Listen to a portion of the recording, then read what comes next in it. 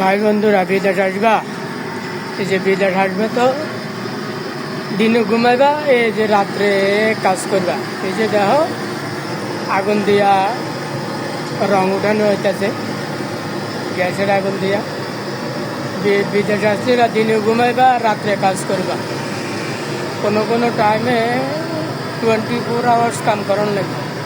এই যে দেখো, এটার নাম হলো বিদেশ। দেশে থেকে তো অনেক ছাপা মারো, আইফোন লাগবো,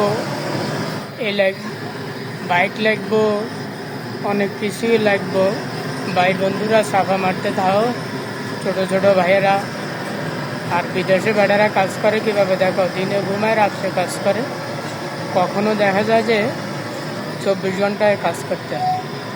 এই যে দেখো আগুন নিয়ে খেলা করতেছে, এই যে দেখতে থাকো। তো সবাই দেখবেন, দেখতে ভালো লাগলে লাইক শেয়ার করবেন।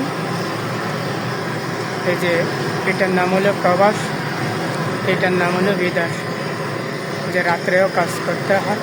এই যে বিল্ডিংয়ের কালার উঠানো হইতে, রং উঠানো হইতেছে, নতুন করে আবার রং মারবে, কালার দেবে। তাই এই গ্যাসের আগুন দিয়া হিট দিয়া রং তুলে নিতেছে। এই যে এভাবে কাজ করতে হইতেছে। তো ওকে, আল্লাহ হাফিজ, আসসালামু আলাইকুম রহমতুল্লাহি ওয়া বারাকাতুহু।